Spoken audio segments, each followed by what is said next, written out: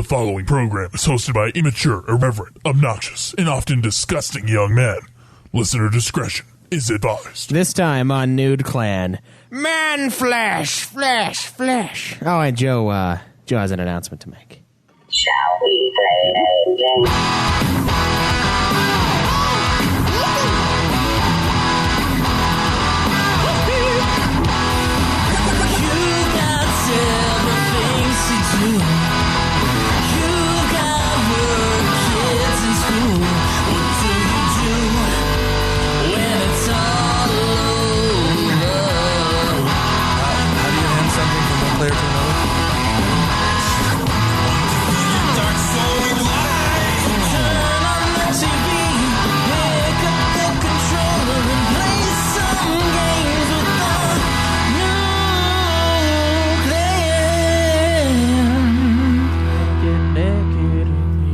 Welcome to another episode of Nude Clan, the video game podcast where only 75% of the hosts have to be in the same room. That's right. I am one of those 75%, or at least one-third of that. Caleb Schweiss.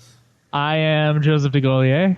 And this is Cameron. And Caleb Craig. And today we are going to be talking and reviewing Shadow of Mordor. This is, of course, a game that's a little old, but we do have a new one on the horizon. The sequel, we do. Middle-earth... Shadow of War. Shadow of War, yes. Very, very awesome-looking game. Something of war, right? Seen some cool stuff about Shelob. I watched a little trailer this morning. She's pretty fucking the spider hot. person. Yeah. It's not canon, I don't believe, but... she's, like, hot? Like, what do you mean by hot? Like, awesome. Like, oh, okay. I didn't know if he had an attraction to giant Like, she's spiders all of a sudden. Dude, Yeah. he has an attraction to bunny women. I don't think that spider Well, women see, the are bunny like, women have the human parts that he's attracted to. Now, do spider women also have these human parts? I don't know. As long as they have a hole, I think he's good to go.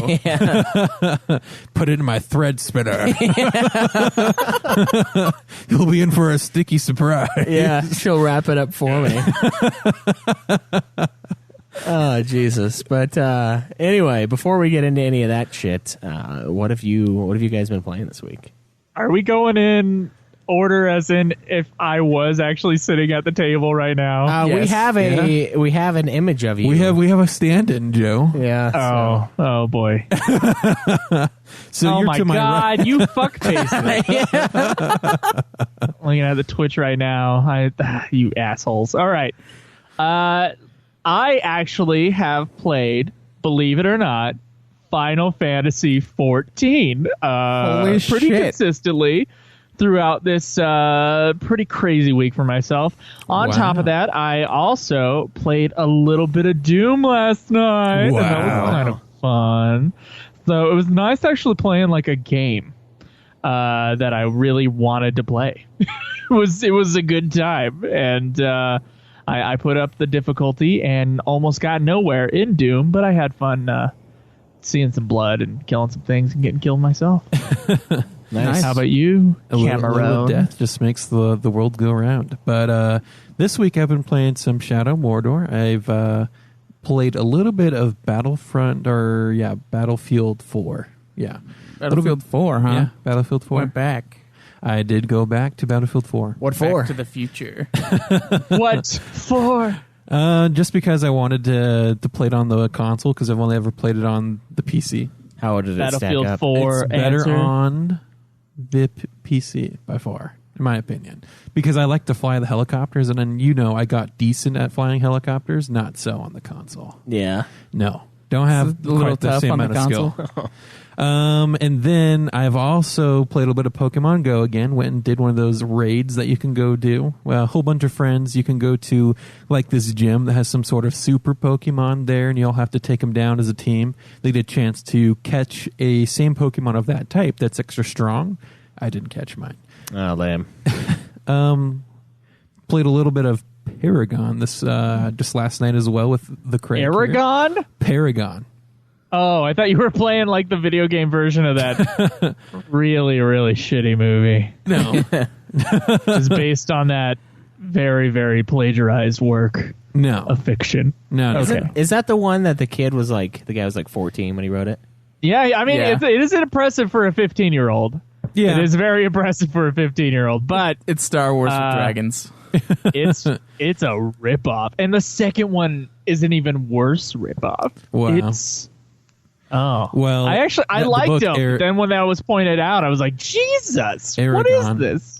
But no, I did not. I have played one of those games though that were from the books and the movie, and it was a shit game, and it was glitched to hell. But no, Pokemon Go played. Yeah, those are the type of games Paragon that you with like to Caleb, nominate, just huh? trying to, see if we like it or not. But that's pretty much it. What I played this week. All right. I've been playing Final Fantasy 12. Been playing some Paragon last night. Dragon Quest 3. And then Injustice 2. Just today.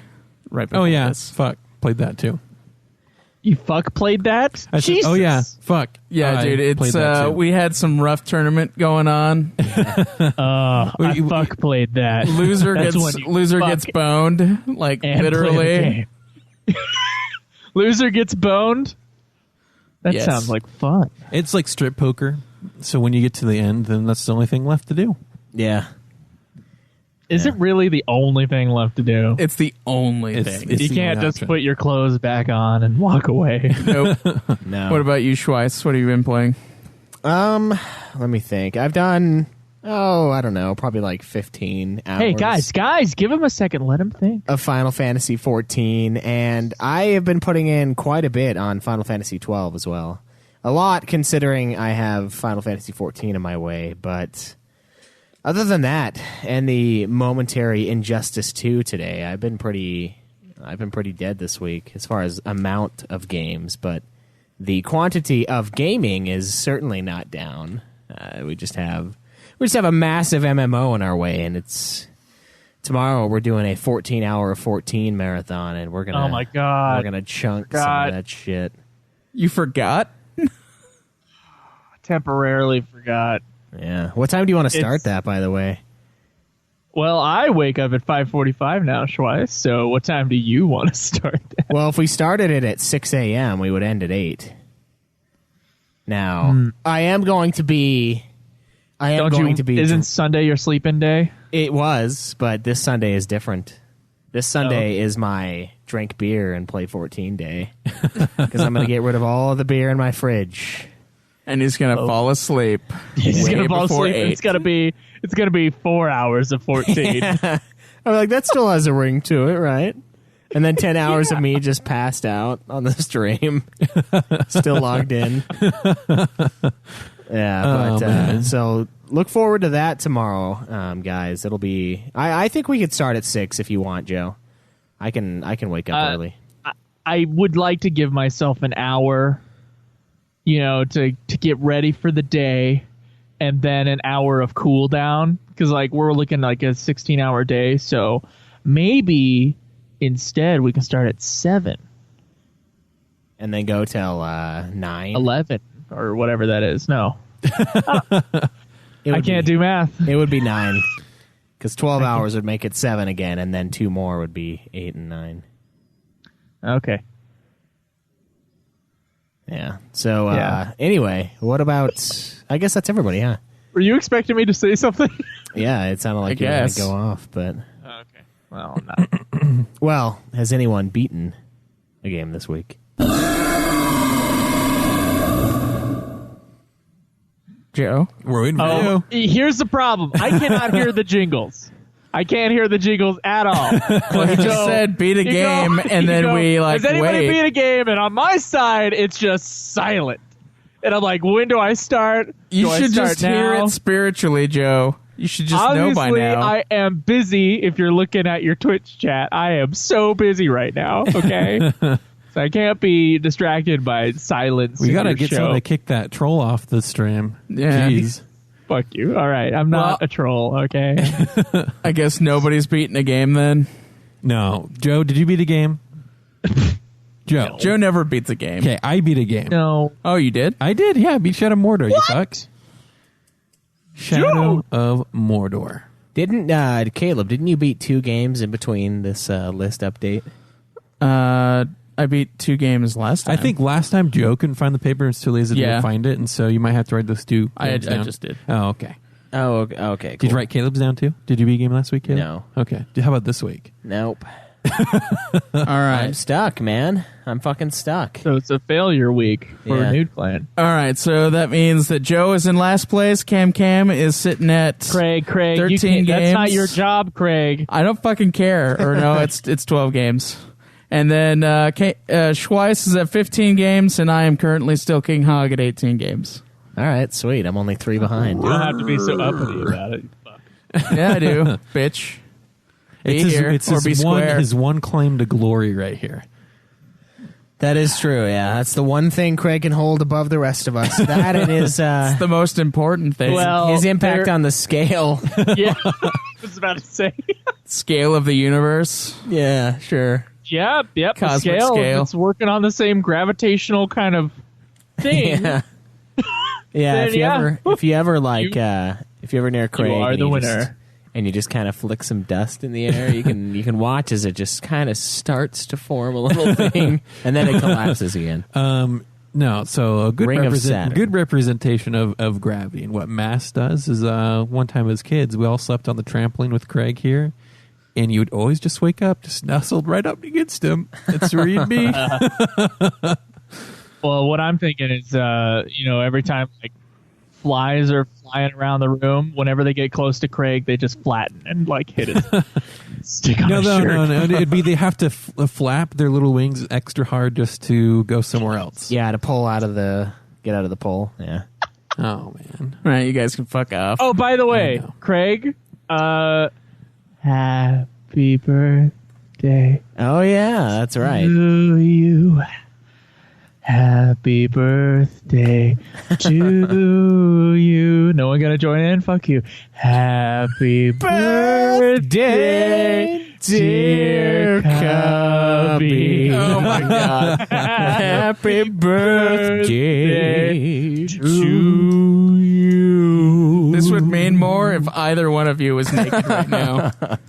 No, that's awesome though. I mean, Joe could just not have pants on. We did- Just Yes, don't that's true. we did go to El Tapatía, the god tier Mexican place in So- Payson today for. What's God tier The about them Krager. is they take a pineapple cut in half, scoop out the pineapple, cut that into bits, and then make your fajita mix with the pineapple chunks in it, and then put it all back in the pineapple and cover it with cheese and stick it in the oven. And it's the best.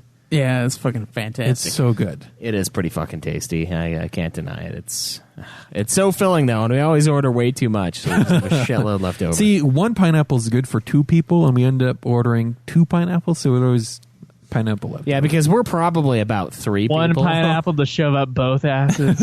Two So we people. actually have 2. We could have done the coconut That's what thing with pineapples are pineapple for, right? chunks. Yep, that's exactly what pineapples are for. Slap those moist pieces of pineapple together. There you go. He Craig, has soggy tennis shoes on. do we have a question this week? We do not. Do we have anything Fucking related? disappointed. What? We don't have any questions? Do we have Nope. anything related to a question? Any sort of like discussion on a game or anything?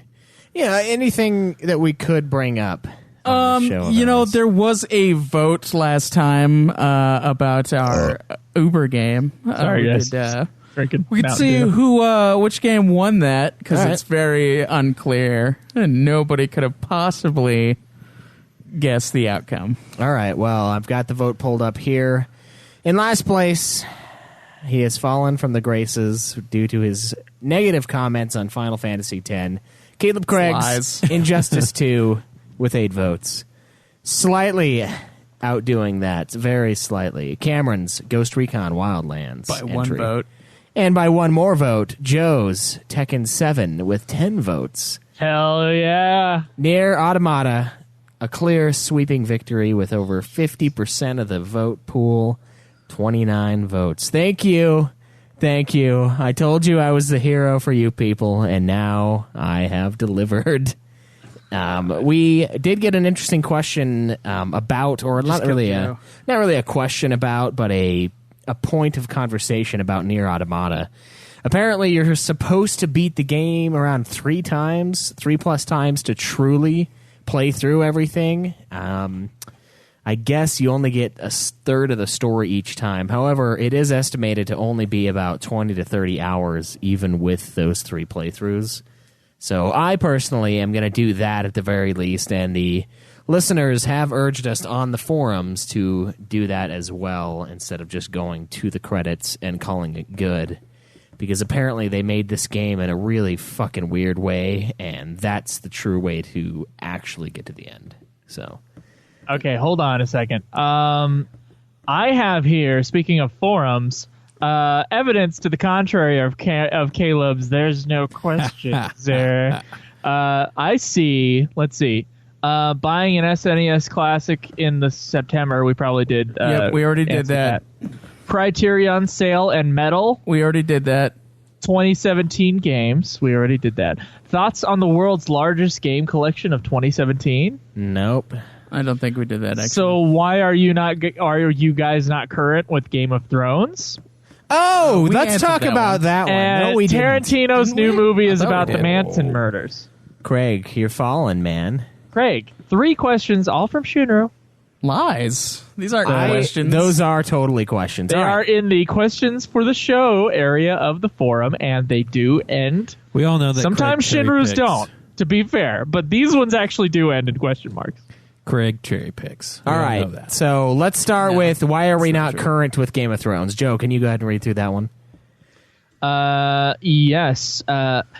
Shinru says, been meaning to ask this for a while now, probably since getting fat when Joe mentioned it. Why are you guys never watching the current airing of Game of Thrones seasons? Lol. I mean, the show is great, as you already know, and it's spoiler city. I can't imagine waiting like a year to watch the previous season when everybody is already watching the next one. Is this a Utah thing? Why does it always have to be a Utah thing? All right. Okay, so hold on.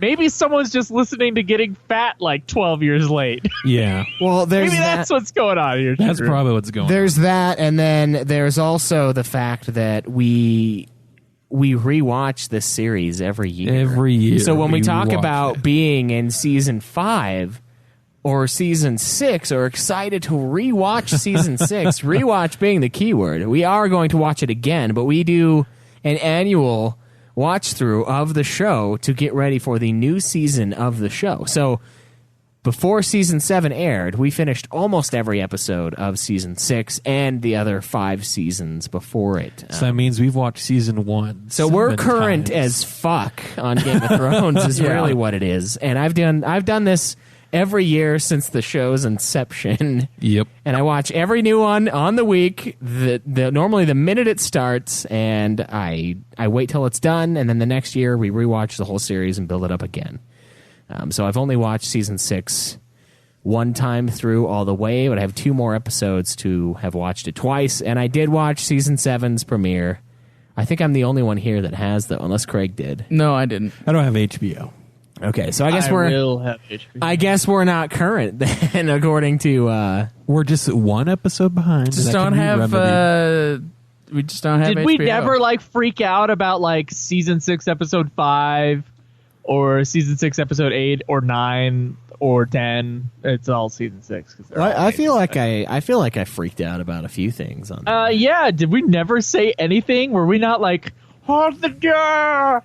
Were we never? No, that was Yeah. that was an annoying movement for a little while there. I mean, that was a great episode, but Oh, it was so good, dude. yeah. So So good. we are current. Shinru, we're totally current. What the fuck? Yeah. Get with the times, Shinru. We God. just talk about the season we're in when we're in it, especially if it's the season that we don't like, which is 5. We talk a lot about that one. So We yeah. can save the other questions, and Craig can bring them up on another episode, I think. You guys want to get to the review? Yeah, I think we can do that. Can we? Let's dive in. Yeah, let's get that trailer going. Let's get that trailer going. Rated M for blood and gore. And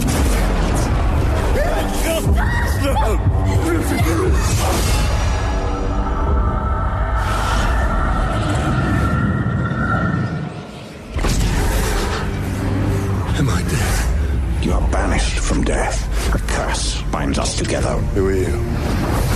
I shaped the history of Middle-earth. I crafted the rings of power. Caleb Bramble, greatest smith of the Second Age. Sauron deceived you into making the rings. He tortured both you and your kin. I had a family once, and I buried them along with everyone I even knew. Perhaps that pain is what connects us.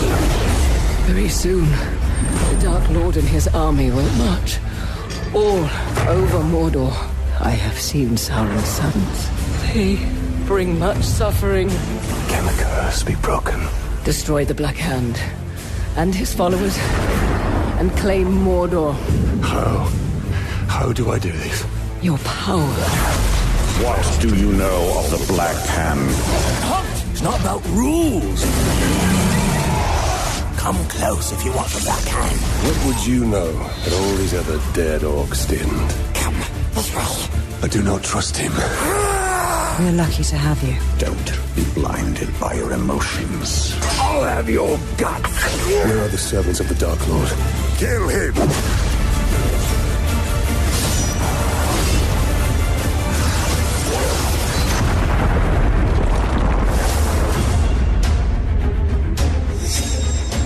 Over 45 E3 awards.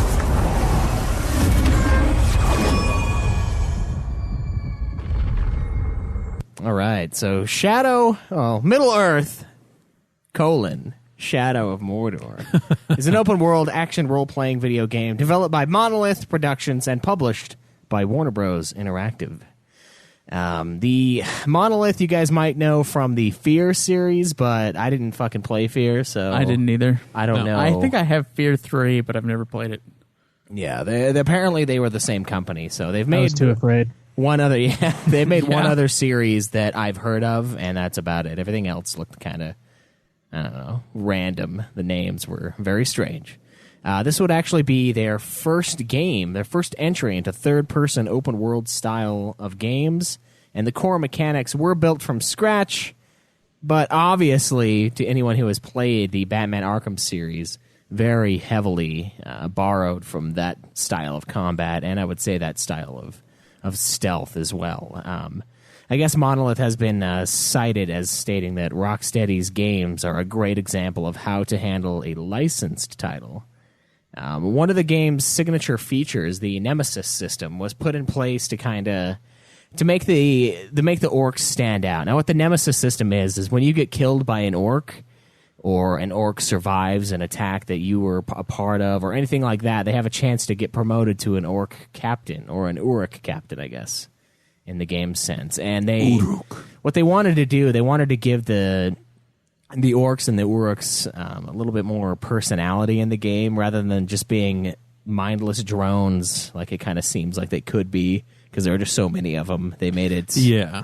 They give them like a little bit more personality, and I don't know. I think the Nemesis system is actually pretty bitchin', personally. It's like a cool way to put your own Uruk in power and shit like that. And they kind of did that also based on the games. Another reason why they added it in was because your character, Talion, he dies. Like when you get defeated in battle, you don't really die and load your game back up. It's like I guess they said it was influenced by sports games, where if you lose, the season still continues on, and you just move forward as if, the other team was... that loss. Yeah, you took the loss. The other team's better. Not really a big deal kind of mentality. So they decided that, okay, we're going to play with that to keep the just the plot line sensical, like make it a little more realistic feeling. I mean, of course, there's not really much realistic about dying and then coming back. Well, it's explained in the game. You have a wraith who's in your body, and that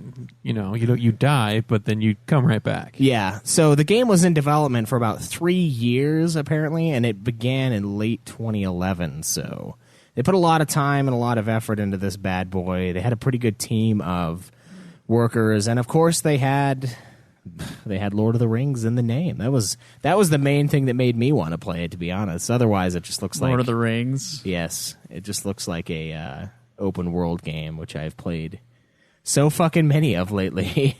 They came out with the DLC Lord of the Hunt in 2014. The Bright Lord was set 3,000 years before the main campaign, and let you play as Celebrimbor, and that was released in 2015. So that's a little little bit about the development, the history, shit like that. I don't know, Caleb. When did you first play this game? Because we're playing it. I mean, it was released in 2014, right? September 30th, and we're playing it years later. God, ancient game. Exactly, so old. I probably started it like 2 years ago. I don't even know if I was born in 2014. Yeah, that was before us, right? This is before time. Yeah. This is actually one of the ones that was released on both consoles, both gens. It was released on the PlayStation 3, Xbox 360, PS4, and Xbox One. Now, I have heard that the PS3 version suffers greatly because the Nemesis system doesn't exist, and the loading times from in-between areas are atrocious, but thankfully we are people with money and people with PS4, so we don't have to play the old-ass version. Would you call us people with money? We all have PlayStation 4, so we at least have enough money to make the unwise decision. You know, those Nude Clan guys, they are people with money. That's right. Yeah. Cha-ching. When I think Nude At least Clan, some of us who have had a job for a while. Yeah. I think money when I think Nude Clan. I like the person slowly stalking up your stairs as I...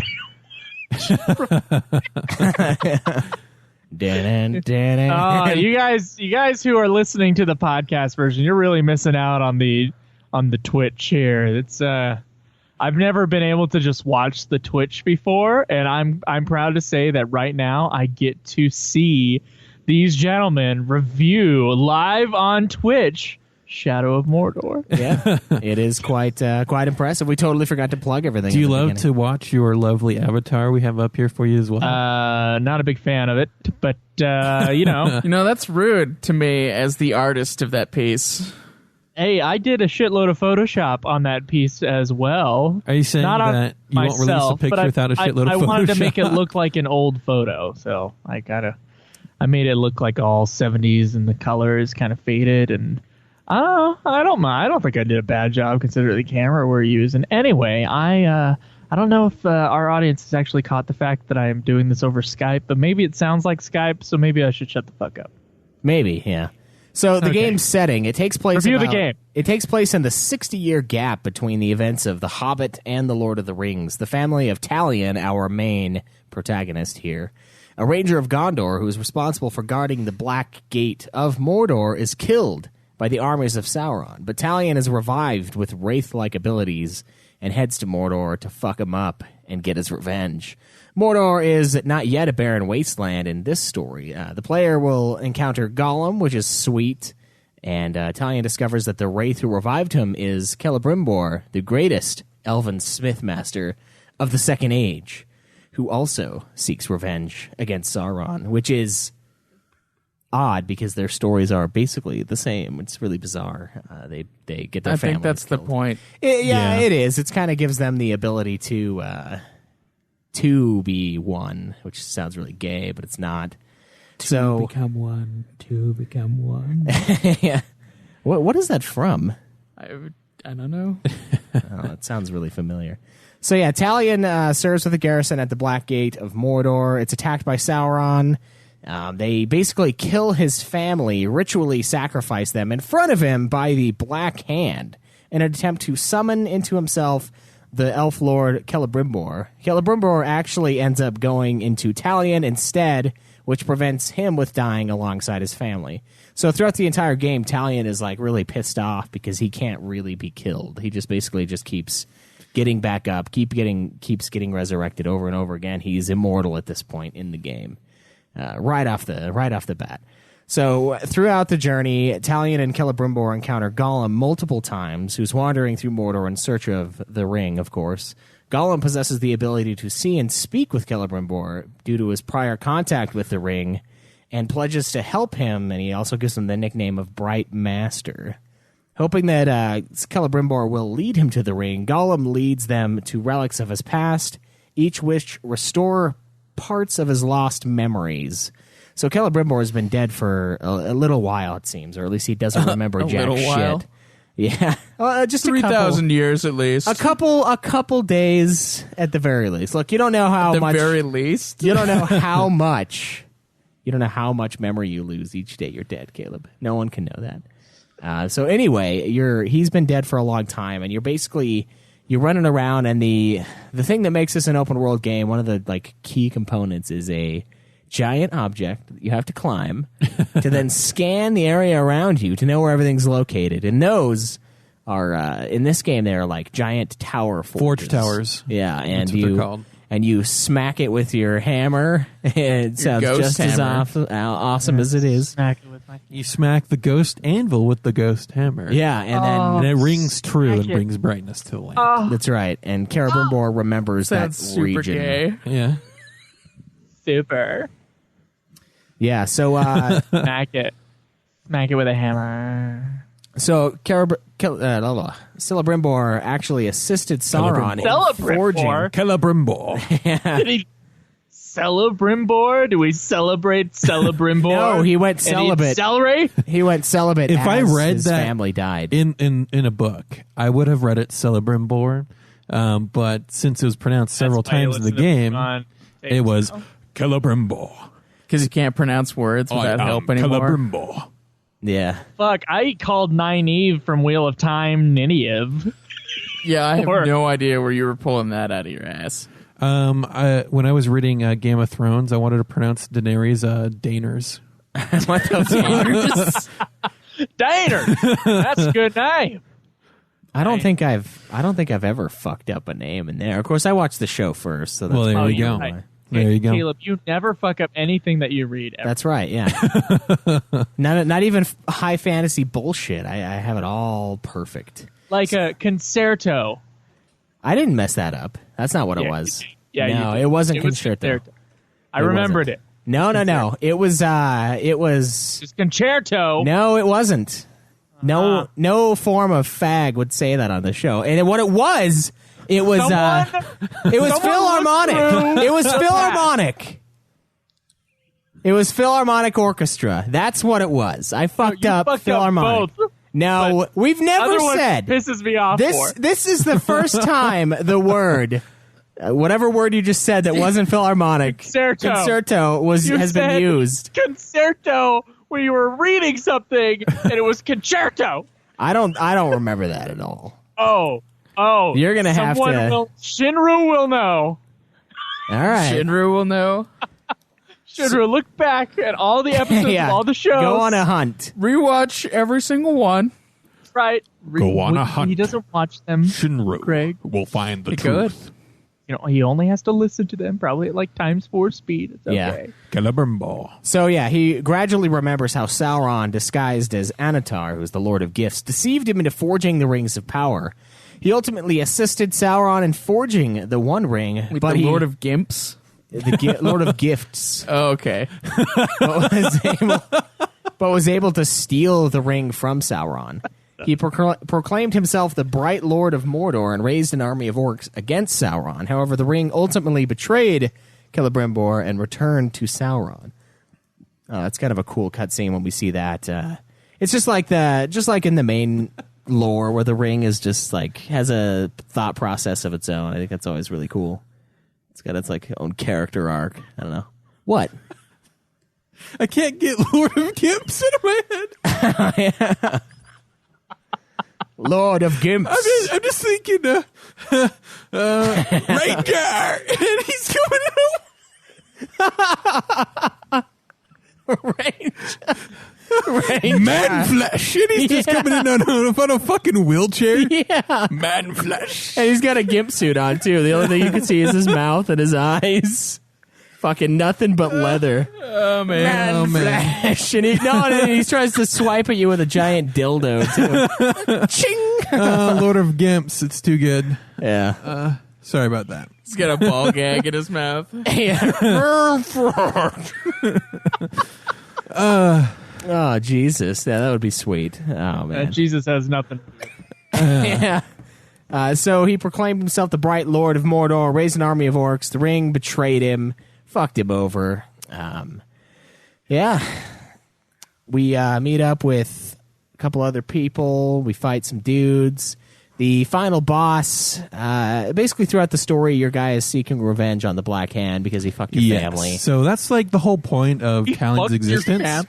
He fucked your family in front of you. He fucked him with a sword in front of you. And Talion's point of view is he wants to destroy the Black Hand to gain peace. So I just want to make a point of that right now. That was the whole point of the game from the beginning for Talion, at least. So that he can move on, yeah. And so that's Talion's point of view. So... yeah, I'll bring that up again later. He helps a dude named Ratbag. He's an orc. He ascends the ranks to the level of war chief. He helps kill him, basically, so we can get some snitch info from them. He basically, near the end, you have to, you brand war chiefs and turn them to your side, and then you march an army up to So this will probably gates. we'll probably hit that in gameplay, right? We can talk about the move itself, yeah. But. So... you have Sauron's army, and this is something that was missing in the PS3 version, you're saying? Where you have this whole army of orcs, of lesser captains, elite captains, and then war chiefs. And then you can brand them, put them on your side, and each of them have their weaknesses and strengths of how you can engage them. The more you brand people, the more use they are to you later. Right, yeah. Yeah, and it's pretty interesting though. But basically, you run through the story, you collect items, you learn about Celebrimbor's past. You find out that he's kind of an asshole, and he's the reason why you're still alive and why you're not able to, why you were never able to die and join your family in the afterlife. We get some Sauron plotline where he's plotting and being an asshole, which I was surprised by since this is in between the Lord of the Rings and after the Hobbit. So the Sauron in this storyline has been like a doucher for a long time. By the time we find out in Lord of the Rings, right? Yeah, like he's already basically gonna betray Sauron, like.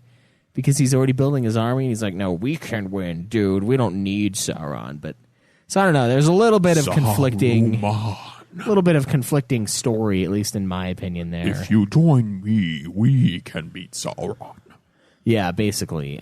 So we get that, and then we end up fighting a guy named the Tower. Kill him. We kill the Black Hand, and it's a really weird fight. It's like a sneak fight, which is bizarre. That's the fight with the tower. Okay, yeah. So are we getting into this already? Yeah, this is still the story. You can talk about that. Okay, yeah, just finish. Yeah, so we get our revenge. Talion convinces Celebrimbor to stay and attempt to overthrow Sauron himself. And at the end of the game, staring at Mount Moon, Talion declares his intention to forge a new ring of power. So as if we didn't learn... That sounds like a good idea. Yeah, as if we didn't learn anything from the last... It's time for a new ring. Yeah, if we didn't learn anything from the past 30 hours of gameplay, it's, we need another ring to fuck everything over. But, yeah, story, I don't know. I thought the story was decent in the game. I enjoyed the story. I really did enjoy the story. Finding little tidbits as you're going through, discovering who Celebrimbor was, and then finding his tie to Sauron, and then his beef with him. So. Yeah, and I mean we've got Torvin, who's a little what the fuck are they? Elf, not elf. Dwarf? Dwarf guy, yeah. Jeez, I drew a blank there. We got that guy that we can do hunting missions with. You mean like the 3 times you meet him? Yeah. Yeah, the 3 times you meet him, you do a couple of hunting missions. I did all of his missions in like a half hour. Yeah, including one where you avenge his dead hunting partner. Yeah, it was pretty cool. We've got like I don't know, and to me the lore of Lord of the Rings is really awesome, and I love running around in Mordor. Personally, I think it's an interesting land. I thought it was strange when we got to that second half. It was the second half where it's all lush and green and jungle. I noticed that too. Yeah, I was like, this is weird. This is a great place to live. What also interested me is just how there's people just living under the radar in Mordor. They're just chilling there, running back and forth, just killing orcs. Yeah, it's odd, but I don't know. I just really enjoy like I said. Live in Mordor. One does not simply live in Mordor. Yeah, I enjoy the lore of the zone probably more than anything, and it's kind of similar to what I felt when I was playing Bounty Hunter. But I do think this is a much better game, and I like the story Sometimes more. Talion couldn't fucking figure out that you wanted to run around the corner and just keep smacking it again and again as you're being chased by orcs. But That is true. small grievances. Small grievance, yeah. But yeah, overall, I thought the story serviced the game pretty well. I really enjoyed the additions of lore. I didn't really know much about Celebrimbor personally. Like, I've only read the Personally, you didn't know about Celebrimbor? Yeah, I haven't been kept alive by him quite yet, so I haven't had the something the same. tells me he wouldn't choose you. What? But Fuck you. The hog does not roll with this one. You are not hog worthy. But I don't know. Remember, you are not of this world. Yeah, I enjoyed the story. I like the callbacks. I like filling in the gaps because there is a gap of time, a giant gap in between The Hobbit and The Lord of the Rings. And for the most part, they are pretty good with the story. The only thing that bothers me is the Saruman being like a fucker already. Like, that seems to be like a thing that happened. No. Well, so funny enough, I just barely watched the trilogy. And Saruman has been dabbling in stuff like that for a while. And so it caught Gandalf off guard when he went to visit him. So it would make sense that Saruman has been for some time preparing in his own way. Okay, so maybe this is just a tiny little thing, his involvement in the story. Yeah, it's a tiny little involvement to let us know that his power was growing even then. All right, then fine, fuck it. Yeah, I enjoyed it. I think the story was solid. You remember that orb that he uses to communicate with Sauron? Maybe that was a thing. But then they just barely finished the tower, too. Yeah. In the Shadow of Mordor. That's what, the Talon person tells you, orc, as you're doing the last battle thing. We've already finished the tower. Yeah. What the fuck is that? What is the device? The little eye thing that he can see through? Oh, the little ball thing? Yeah. The magic orb that Pippin grabs and is destroyed by it. Is it Pippin? I can't remember what the name is, though. I almost want to say Palanquin, but it's not. That's I can't quite recall. Sorry, guys. Yeah, but that thing, maybe, I don't know. So I feel like the story, it is a well-handled story within the universe, and that's not the most important thing, but it is appreciated. So I would, I'd give the story probably an 8. I think it worked well. I liked the build-up. I liked the brutality of it too. Like, it actually gave meaning to your plight. You saw your wife and child just gored in front of you, and then you decide that, all right, well, we're gonna do this. We're gonna fight through. We're gonna kill Sauron. We're gonna kill the Black Hand. We're gonna kill the Tower. We're gonna kill all of these motherfuckers. Kind of a thing. But yeah, I felt it serviced itself, and it serviced itself. Yeah, it did. I'd give the Just story like Joe's doing right now. a solid 9 personally, just because I did enjoy the story. It's one of the highlights of it. I love Lord of the Rings, and it fit in quite nicely because you got the tie-in with Smeagol. Then you have just what's going on behind the scenes in Mordor, kind of the Sauron mustering his army to getting ready to invade Middle-earth. Yeah, there you go. So you give it a 9? Damn. Yes, son. All right, gameplay. So, as we mentioned before, it is an open-world action role-playing video game. I hate Video game. I hate that they add role-playing to just about everything, but I don't want to go over that yet. Anything that you can upgrade stats for is just Insta-RPG. But really, this game it's a very interesting combo of a couple of games, which I know we just barely said this on the review for Horizon Zero Dawn. Mm-hmm. But is it a lesser combo of every game it tries to be? Like Horizon. That we can't reveal quite yet. And I personally would say it's on par with what it steals. Oh, okay. So it steals just as much and uses it just as well. Is that what you're saying? Yes. Wow. What? I don't agree with that at all. But it does feel very similar as a game. The one thing that makes this game stand out amongst a sea of open world games is definitely the combat. Like I mentioned earlier, these guys took a lot from the Batman Arkham series, and personally, having played Batman after playing Shadow of Mordor, I think they definitely improved on it. They made it a lot more streamlined. They made the combos more fun. They made it more fluid, even if just by a little bit. I think Shadow of Mordor has slightly better combat. Then what? Than Batman Arkham Asylum. Well, that's not the game that it stole it from. It's very similar to that. Dude, its exact combat is Batman Arkham Origins. Arkham Origins is the one that it stole. All right. Well, I haven't it's got that thing where, like, in Shadow of Mordor, after you get a certain amount of combos, then you can do you click like the left and right, sticks at the same time, and then you get like a superpower. Your sword gets on fire, and it basically insta kills everybody. And that exact power is also in Batman you don't Arkham click Origins. your sticks for it.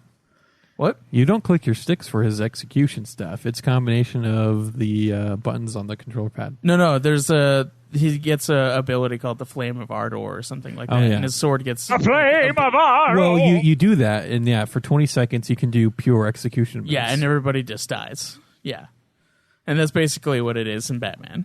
It's the exact same shit. So they stole it from that one in particular. Yes. All right. So I guess I didn't realize just how long ago Batman Arkham Asylum came out. Yeah, but didn't those guys steal the idea of a Batman? What?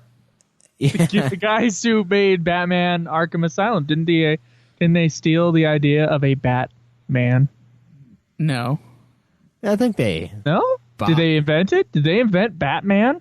They were licensed to make Batman. Yeah, I think they bought the rights to Batman. They didn't buy the rights. In the video game realm, at least. Or at least the ability to make the game. They made a deal with Warner Brothers.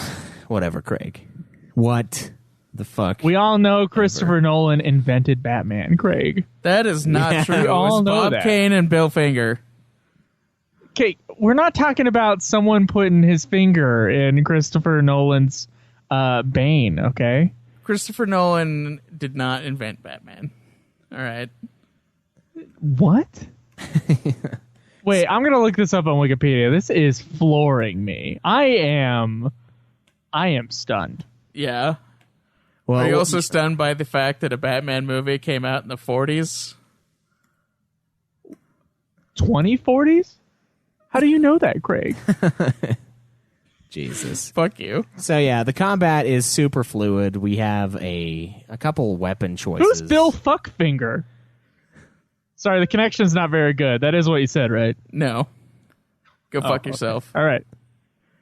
Anyway, the game's combat is definitely my favorite part about it. I mean, we've got standard like combo moves. You've got the ability to brand orcs and turn them to fight against their fellow orc and Urukai. We have a sweet bow move where you can just insta-fuck just about anybody.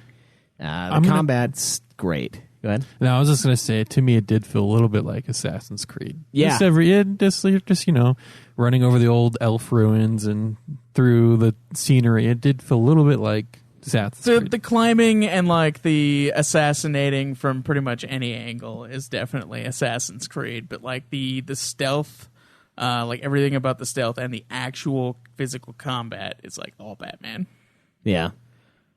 All right, yeah. We got that. We've got the upgrades. I mean, you get XP a couple different ways. There's like power that you can unlock that you can use to get certain moves or like certain abilities, and then there are also weapon upgrades that you can upgrade.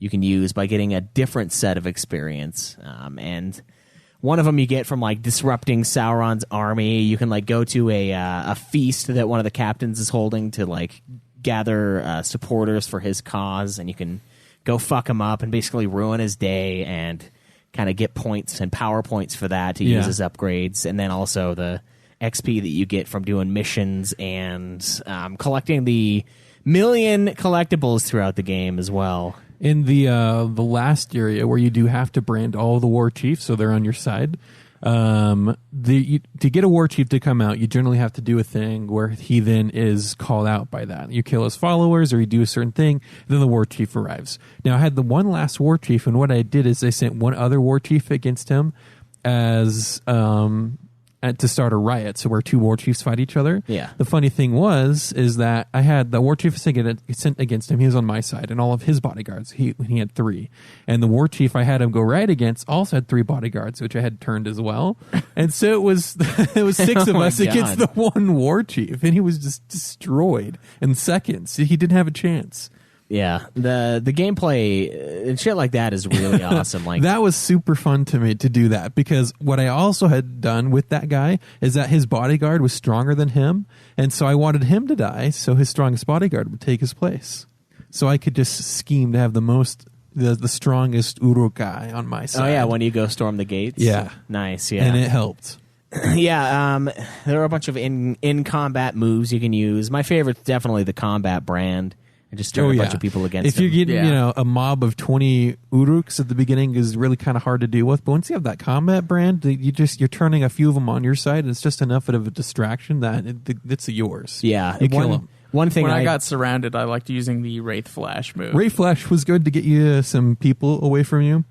But still, my favorite was combat brand. Yeah, I really loved going over to an area and being like, okay, I need to kill the guy that's over here. So I would go up and I would brand all of the archers. And then they would just I always rain. did that too. Dude, and then you activate them all at once. And no one touches them. They don't mess with the archers. So they're just up there. They're just up there sniping them all day, just tearing into this full-blown war chief, just shredding his fucking asshole with these. Yeah, and so that's what I would do too. When I have to go kill a guy, I'm just going roof to roof, getting all the archers on my side. So if I ever have to run, I run towards them, and then they start picking off the people chasing me until I can just loop back around after the captain. Yeah, I love that, dude. There's almost, and man, the combat, it just gets so satisfying because in the beginning, it does. You get swarmed by orcs. Like there are a shitload of enemies in this game. Like 50 plus on you on your ass at one time is easy to get. Yeah. They keep like blowing horns and like lighting signal fires, and more of these fuckers show up. But eventually you get to the point where you can just keep fighting for like ever and ever, and you just keep fighting. No one touches you. You're just fluid through them. Yeah, and it's so fun. It's so good. 100 plus is just nothing. It's like 5 minutes of work. And so part of it, you can level up. So you can level up in different ways. You can level up your ranger abilities, which gives you better stuff with your sword. And then you could level up your wraith abilities, which help you do like the branding stuff and draining stuff for elf shots and things like that. Then you can just level up some of the basic things like your health. You can do extra health. You can unlock extra spots on your sword or your bow or dagger for runes. And then the runes actually do change the battle quite a bit, because then you can have runes that give you extra damage on animals, runes that do all sorts of stuff in that regard. Yeah, I had one that allowed me to get like an extra saving ability. So like I had that too. When you go down, you have an opportunity to like prevent your death by like moving the button into like a certain circle and then pressing it before like it goes before it compresses. When you go down, you have the ability to avoid your death by pressing the button in the right way. Is that what I heard, Craig? The pearl of clitoris. And then depending on how you kill one of the captains, it affects what type of rune they'll drop, actually. So if you get them with their weakness, then they'll drop a rune for that weapon that they're weak to. And then you could even use one of another Uruk to send a death threat to that captain. And that makes the captain have an extra little guard around, like a few more guards around him. But then he has like a 50% chance more to drop an epic type rune, which is really cool. But by the time you get to the last battle, when you do go over to the tower to fight the tower, that first big battle you fight with your war chiefs against the orc army, that the main guy you fight was actually your lead nemesis, the one who killed you the most. Oh, really? Yeah, so that first orc captain that you fight is your lead nemesis. Oh, Jesus. I think it was a guy that I finally killed. Yeah. But he was back again. No, so he comes back again. I know all about that shit. So No, it's your lead nemesis. So the orc that killed you the most is the one you fight at that last it was battle. that guy that had like the missing face and he had the rags around him. Like, he killed me so many fucking times. There was this one crossbow guy that I had killed like 1,000 times. I literally fucking beheaded this guy, and I hadn't seen him for like a long fucking time. Yeah. And then he just comes back again at the very last battle, and he's got like a fucking giant piece of metal just attached to his face. Yeah, like so- they just reattached his head there. And I No, was like, it's what they do. It's the one that killed you the most, so he's hard. Then you go fight the tower, which is basically you just sneak drain the guy. He like separates himself into like, you know, several different people.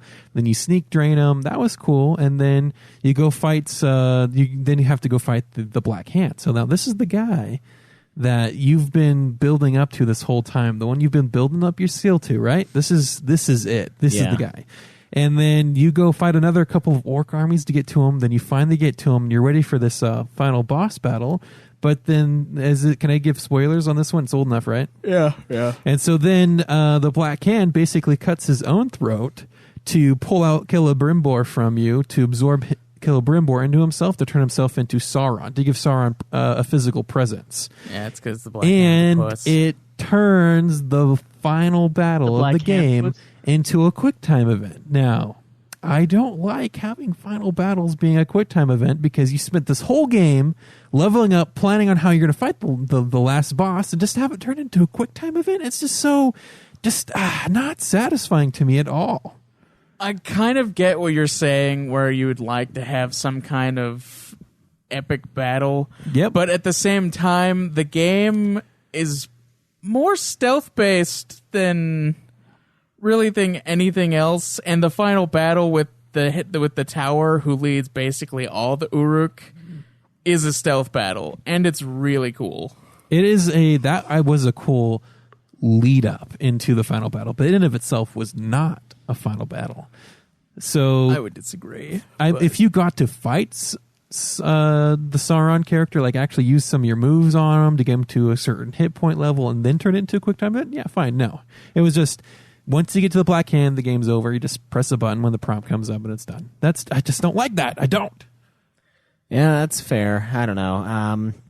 Yeah, one of the other things about gameplay that I liked, I mean, throughout the land of Mordor, we have a ton of extra little missions that you can partake in. There are like missions for the bow, missions for your sword that's broken. Yeah, the legend building missions. Yeah, and missions to free slaves and then like avenge them, basically. And all of these add experience and give you power, and of course trophies, which is why I did them. And they're all pretty fun. I mean, they're like, and they have a main objective, like, okay, free 3 slaves, and then they always have a sub objective, like a secondary objective that gives you bonus XP, where it's like, okay, well, you have to free the 3 slaves, but you also have to get 20 stealth kills, or 20 kills after luring a unit to you, or 20 brand combat kills, and like, I don't know, stuff like that really got me exploring the combat in ways that I hadn't quite yet. Like the combat brand, I like never used that before.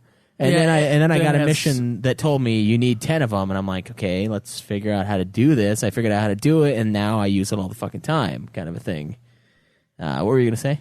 Oh, just that the game has really interesting challenges like that for all the different weapons, like the bow, using like the teleport ability that you get, using like certain stealth abilities with the dagger, and like the other abilities with the sword, and then you unlock like their special skill where with the sword where it gets on fire, and then you could just insta kill everybody. Like the knife gets one where you basically are undetected all the time and do an infinite amount of stealth kills until that 20 seconds is up. No, one thing I didn't unlock that I really didn't want to unlock was the combat, or the Wraith Strike or Combat Strike. So when you're looking down your bow and then you teleport to the person and you turn it to the Lethal Strike, so when you teleport to him, you actually kill him. But then you can make a chain event off of that, where you can then go to the next person, kill him, go to the next person, kill him. That's something that I wanted to do, but I never did. Oh, yeah, that's awesome. Yeah. It's a lot of fun. You should have done it. You fuck. What do y'all give gameplay? I'm probably going to give gameplay a 9. The only reason why I dock it a point is because there are a lot of really frustrating moments where Talion like gets stuck on something, or I am supposed to be stealthy in a certain area and I get busted, and then like shit gets way, way out of hand. Like suddenly it can get ridiculous really fast. And it's like, okay, one of the missions was like, okay, go kill 20 of this very particular group of Uruks. So I'm like, okay, that's fine. I start picking them off. I start assassinating. It's not a big deal. And then I get caught red-handed slaughtering one of these poor fuckers. And then now it's like I have to kill the 5 that are left in a sea of Uruks. And I'm like cutting through, just killing dozens upon dozens of these guys, taking slight damage every once in a while, and then I just get cut down eventually. And I'm like, fuck, man. There are like 3 of them left in there. I can't see who's who anymore. No, what's great is when you're going after a captain, and then another fucking captain walks up. Oh, yeah, and it's Captain like, Orgy Ranger! Fest. I had one time I was going after a war chief, and 3 fucking captains showed up. Yeah, dude, They just fucking walked up. And at that point, I'm like, no, fuck the captains. They're all going to be mine. So if this ever happens, all they do is help me. Yeah, so it can be frustrating, but the gameplay I do think is really great, and the Nemesis system is awesome. It's sweet that you can promote some gimp unit to like a captain, go brand him, and then like help him get promoted, work his way up. You help him get promoted, help him do events to make him stronger. You can let him kill you a few times to farm him up. Yeah, I thought that was a really cool system too.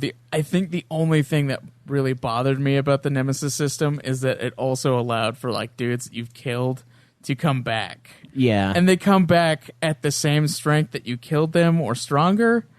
And it's ridiculous. It's like, well, this game is basically built around you being able to make a bunch of random dudes stronger, and it makes them unique, and they have a bunch of different personalities. So why the fuck bring back dudes that you've already killed a bunch of times? Hey, anything to do with dudes, I'm in. I know you are.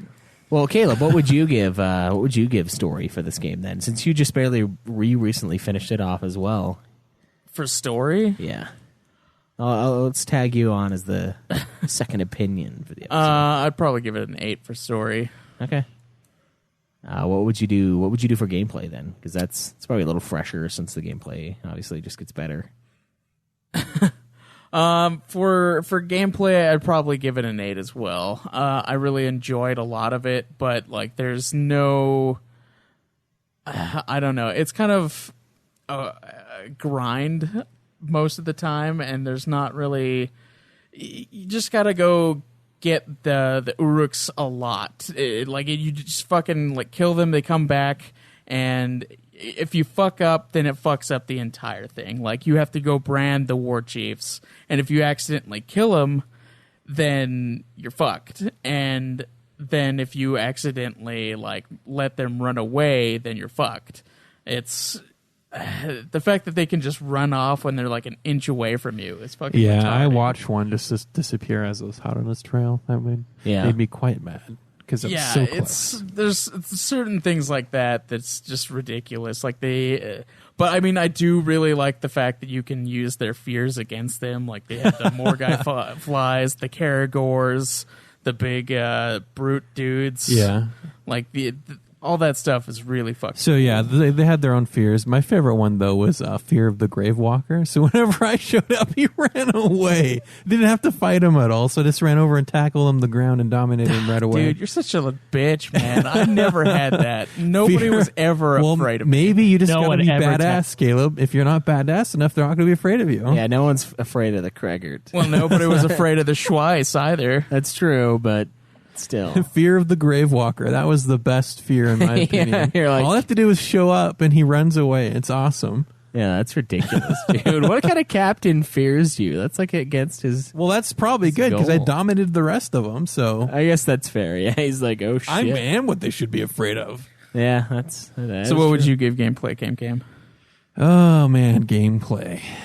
Sometimes Talion is retarded. He's like, oh, you want to climb on top of the crate instead of running around the crate. I know you're chasing somebody, but you want to be on top of the crate right now. Yeah, I know you're trying to be really stealthy, but you should jump up on this crate right now. Oh, man. I'd probably give it I want to say 7. A 7? Right. Yeah, a 7. He really shitted me off one time. Oh yeah, what did he do? Well, there was this torchbearer dude, right? And I wanted to run up and, push him away from lighting the torch, right? But Talion just fucking climbed the thing instead of fucking pushing him over. And so he lights the thing and I failed the fucking mission because Talion wanted to climb the pole instead of tackling the guy like I was fucking pressing the button for him to do. So, and then sometimes when you go to deflect or dodge out of the way, it's like it takes too, like you press it, but it's like, oh, you're still doing this thing first, and then you can do the other thing you're trying to do. And then it's too late to deflect or dodge out of the way. So sometimes the controls felt a little slow and a little laggy. So, yeah. I think the frustrating part for me was when I would be in the middle of like doing an execution move and I'd have to dodge or block, and I have stabbed the dude and I'm about to rip out his fucking entire throat, but I have to pull it out and then block, and then he's still alive, even though I totally just plunged my blade hilt deep into his neck. Like I didn't finish the animation. There you go, to the hilt. I didn't finish the animation. So he didn't finish dying. Yeah. Wow. He didn't finish. That's right, yeah. How could you let him not finish? I don't know. I'm just an asshole. Give him like blue that. balls, man. Give him blue balls. All right, what do you guys think of the design? I think for a game that came out in 2014, I think it looks pretty fucking good, honestly. It definitely has not aged super well. But I really enjoyed the look of Mordor, both in the first and the second region. The second region kind of caught me off guard because it's all lush and alive and beautiful, and then there's still these asshole Uruks walking around everywhere, fucking everything over. But for the most part, I didn't run into any weird graphical issues. The cutscenes all looked great. The animation seemed fluid. I think I might have seen like a couple times where he was holding his sword, but the sword was like a foot away from his hand. Those are always fun, though. Those aren't like shit you off kind of glitches. Those are funny ones. And then, yeah, I think one where like I cut a guy's head off, but I was the way the animation took place, like I was actually missing him, and like I was just swinging and nothing, but his head just still totally like lopped off. Oh, dude, I love it sometimes when you like cut off a dude's head and then that person's head just like goes fucking flying. Yeah. There's some good stuff, and or force crushing his soul, his entire head just gone. Yeah, those are great. I don't know. I think the game looks pretty solid especially for the release date. I mean, it's not Horizon Zero Dawn great, but it does. I think it does look pretty good. It's a nice for a PS3 game. Let's see if Horizon Zero Dawn ages gracefully. Yeah, that'll be interesting if it doesn't. Like, what are we going to see in the future? Your mom. I don't know. Craig's not going to see it at all in his golden response, Craig. Golden. I know. It's the go-to response. Your mom is the go-to response. Yeah. I don't know. I thought it looked fine. It's no problems. I didn't have any major glitches with it. So. Yeah. Some of the designs seem a little bit repetitive to me, but that just might be limitations. But like for the orcs or what? Like the ruins. Like if you go up into the ruins where the archers are, it's always the same fucking little dealio with the ruins. So yeah, the architecture same is like little corner that just the corner itself hadn't collapsed, but just all the architecture looked the same when it came to the ruins that you'd see scattered throughout. So I'd probably give it an 8. An 8 for design? Uh-huh. Yeah, that's fine. I think 8's about right. Not perfect, not horrible, whatever. What do you think, Craig? For design? Yeah, I mean, it is did you say it was a PS3 game first and then it came No, to they PS4? released it on both. At the same time? Yeah. The simultaneous release? Mm-hmm. Yeah, for an early PS4 game, it looks pretty good. I did have some minor issues with like some of the orcs do look exactly the same, especially if they're like the regular dudes. Like if they're not captains or anything, they're basically the same person, just over and over again. Yeah, right. And a lot of the like areas tend to look similar. Like there's a lot of just like the straight cliffs that are like basically steps. They all look kind of the same, and then just like Cam said, like the architecture in like certain areas where the ruins were, like that's.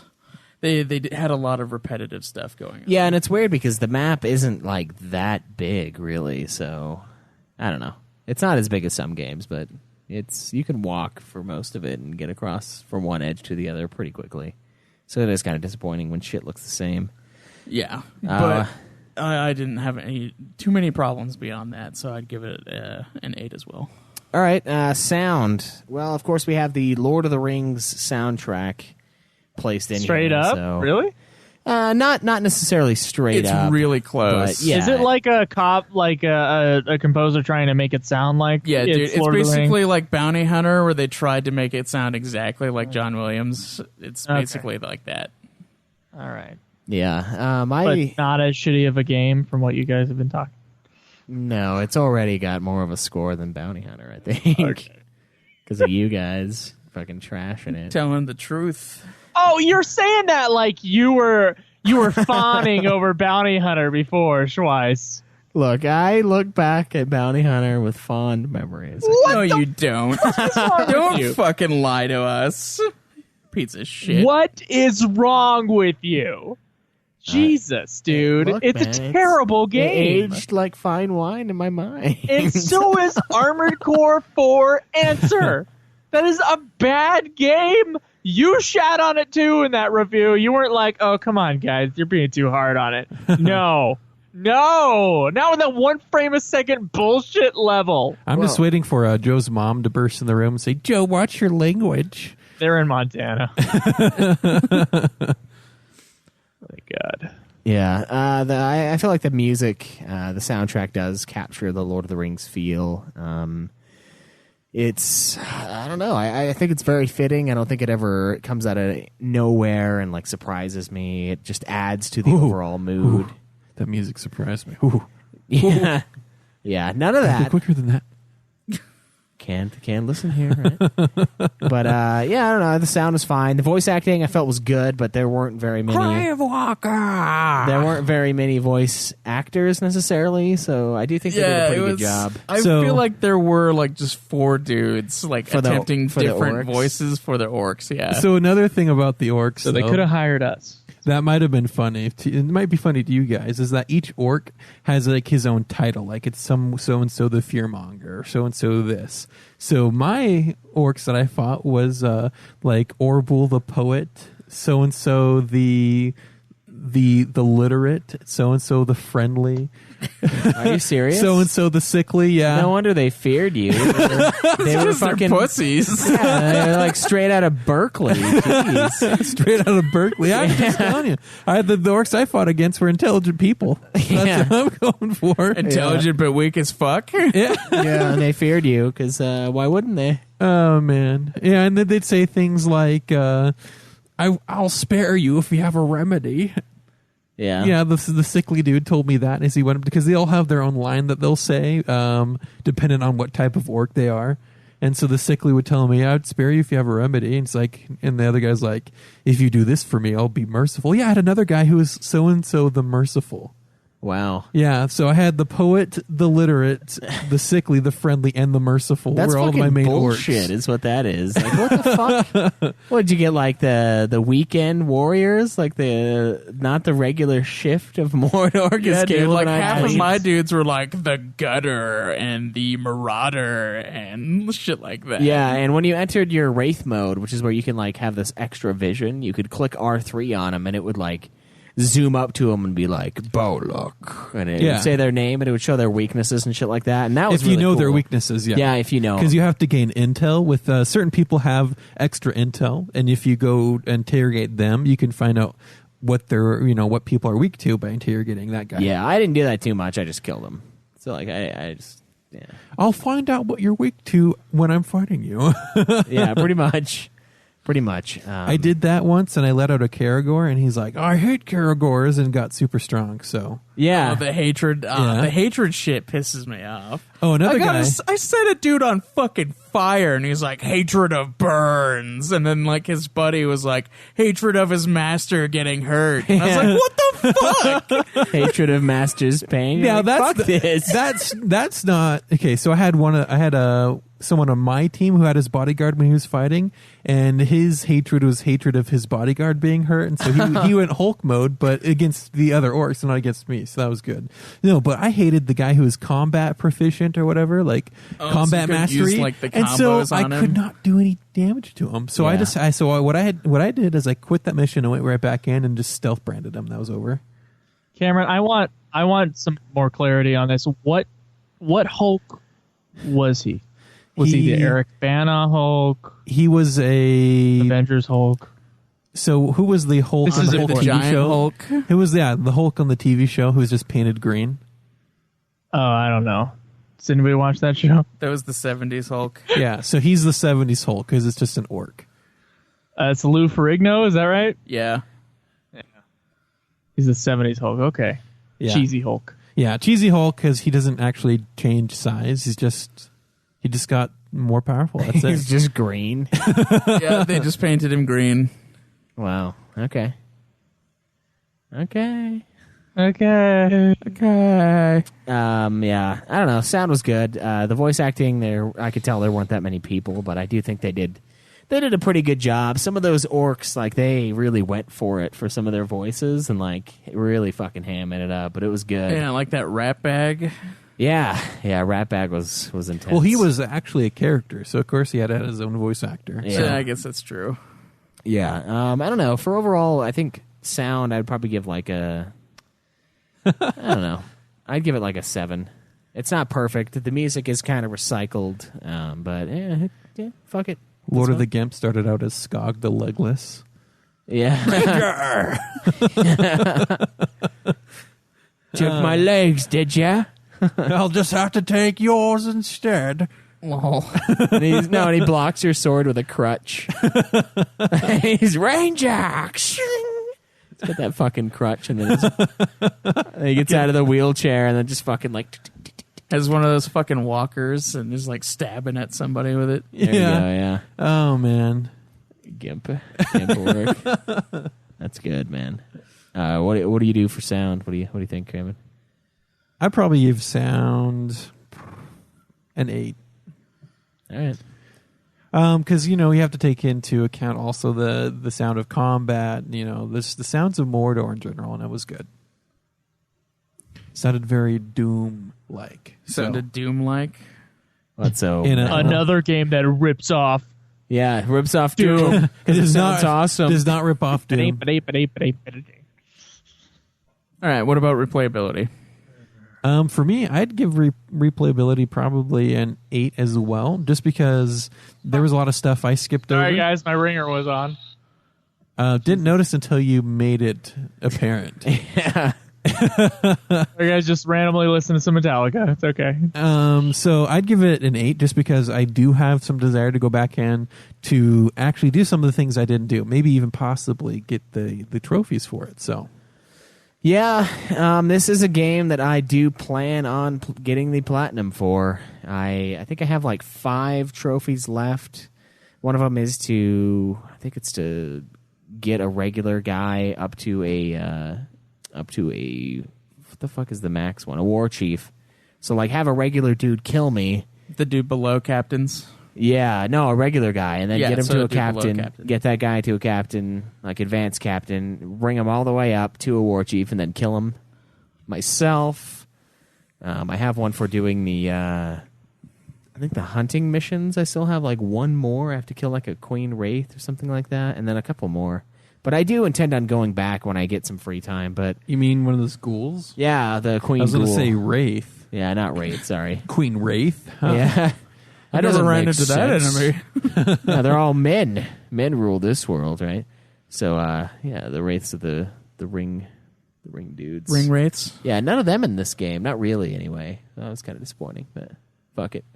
Yeah, I'm going to go back in. I'm going to go back and finish it up. I played after I beat the game, so, I mean, it had replayability immediately. Until, of course, I got, got the side eye from the girlfriend, and I was playing too much fucking Mordor, so I quit for a while. But I will go back in, and I think that warrants. Warren's probably an 8 out of 10. You should for probably me. switch games. You've been playing that one too long. You should probably hang out with me. Yeah, that's more what it was. Okay. Yeah, overall, though, I do think it's a game worth playing. I think that if you like open world games and you like Lord of the Rings, you will enjoy this game. And the nice part is, I spent 35 hours, but you don't have to. No, it's really like... It's a 15-hour long game. Yeah, it's 15 hours-ish. And Cameron did the extra quests, too. Not all the extra Not stuff. all of them, but I did a decent amount. Yeah, so 15 hours, that's really all you played?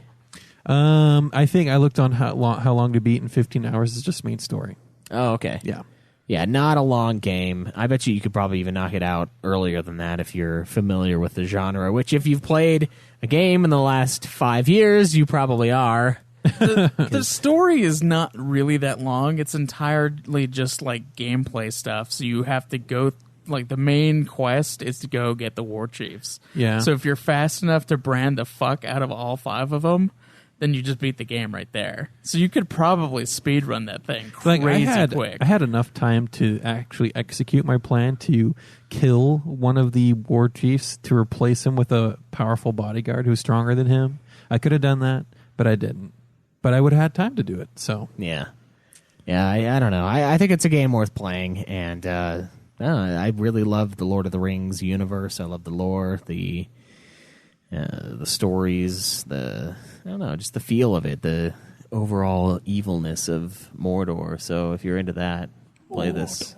Yeah. All right, so we have the official score for Shadow of Mordor. The story, Caleb gave it an 8. Cam gave it a 9. Gameplay, Caleb gave it a 9. Cam gave it a 7. Design, Caleb gave it an 8. Cam also gave it an 8. Sound, Caleb gave it a 7. Cam gave it an 8. Replayability, they both gave it an 8. Giving them both 40 out of 50, which is 80 out of 100 for the score of Shadow of Mordor. All right, official Nude Clan score, 80 out of 100. Let's see how that scores up against the Metacritic rating. So Metacritic has Xbox One, 87, PC, 84, PS4, 84. So just a little under what the mainstream media, the fake news... has this game at. So the real score, the true score, is our score 80 out of 100 for the Nude Clan ranking for Shadow of Mordor. Are we the InfoWars of video game podcasts? No, I think we should try to do our bullshit! Alex Jones impersonations. No. So next time, Just I'll come try with to your talk Alex like a Jones crab impersonations, and and then we're gonna have an audition. Well, yeah. Well, this game is. Oh fuck! I don't even know. I haven't heard that guy in a while. Oh man. Okay, Alex Jones next time. Yeah, Alex Nude Jones, Clan. the Alex Jones podcast. So well, yeah. God.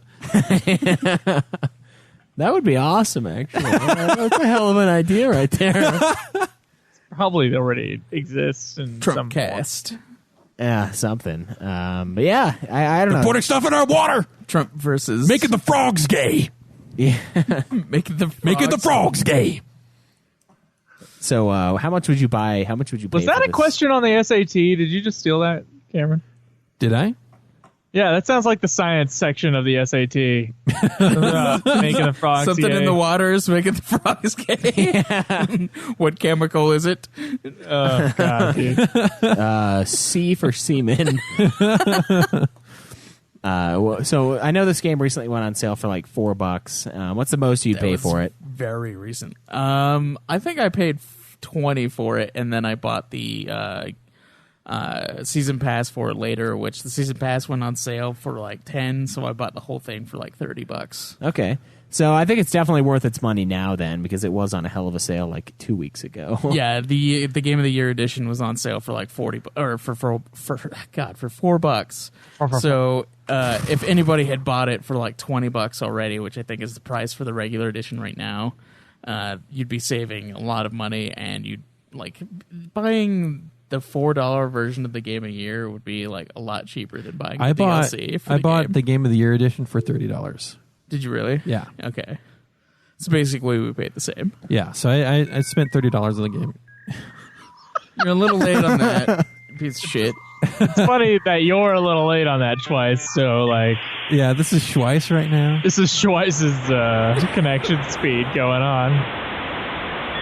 What do you like, Internet Explorer, Schweiss? Yeah. Yeah, it's a good game though. If you're on the fence, and you're gonna pick it up for cheap. If you like Assassin's Creed, if you like Batman, If you loved Horizon Zero Dawn and hate Caleb Craig for not loving it, you'll probably like this game. It's not as What if hard. you like Final Fantasy X? Then you're into good games, but not necessarily into Shadow of Mordor. We're into Caleb Craig. We're into Caleb Craig. All right, look, about Final Fantasy X, I didn't say... Well, okay, I do hate the story of 10, but I don't necessarily hate anything else. All right, it's just the story. The gameplay is actually pretty good. Music is good. Design, aside from, like, people's hair and fucking, like, other weird shit, like their clothes, it's So fine. you do hate more than the story. I hate part of the You just design. adamantly and the said, I only entirety- hate the story only. part of the design and the story. Okay, that's what I hate. Okay. Okay. Okay. Yeah. All right. Okay. Yeah. So I'm pretty excited though. One of the things that we